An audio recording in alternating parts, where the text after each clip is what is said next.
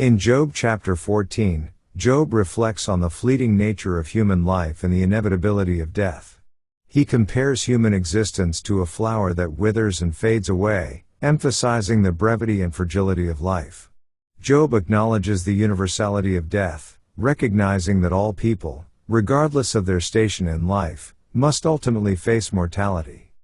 Despite his despair, Job clings to a glimmer of hope, expressing a longing for the possibility of renewal and restoration beyond the grave. He questions whether there is any hope for those who have died, wondering if they might have a chance at life again if only God would remember them. Job's words reflect a longing for redemption and deliverance from the suffering and turmoil of earthly existence. Job acknowledges the reality of human suffering and the inevitability of death, recognizing that life is filled with pain and sorrow. He expresses a longing for relief from his anguish, questioning why God would subject him to such intense suffering. Despite his despair, Job maintains his faith in God's justice and righteousness, trusting that he will ultimately deliver him from his troubles. Job's lamentation in chapter 14 reflects the tension between despair and hope, as he grapples with profound questions about the nature of human existence and the reasons for suffering.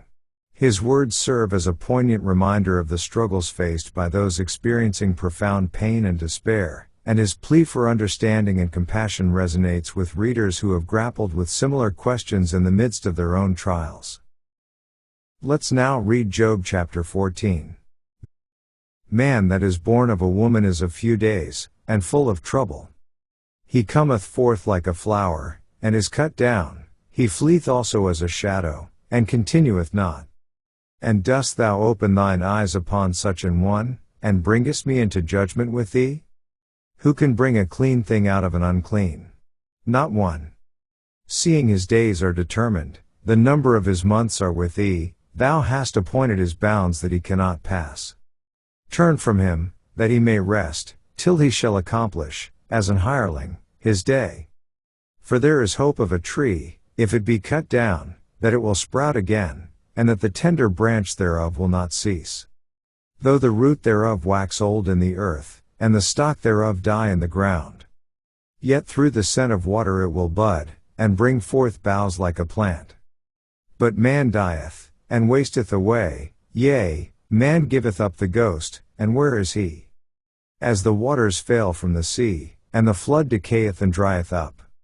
So man lieth down, and riseth not, till the heavens be no more, they shall not awake, nor be raised out of their sleep. Oh, that thou wouldest hide me in the grave, that thou wouldest keep me secret, until thy wrath be past, that thou wouldest appoint me a set time, and remember me. If a man die, shall he live again? All the days of my appointed time will I wait, till my change come. Thou shalt call, and I will answer thee, thou wilt have a desire to the work of thine hands. For now thou numberest my steps, dost thou not watch over my sin? My transgression is sealed up in a bag, and thou showest up mine iniquity. And surely the mountain falling cometh to naught, and the rock is removed out of his place. The waters were the stones, thou washest away the things which grow out of the dust of the earth, and thou destroyest the hope of man. Thou prevailest for ever against him, and he passeth, thou changest his countenance, and sendest him away.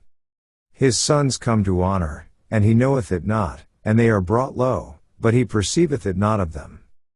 But his flesh upon him shall have pain, and his soul within him shall mourn.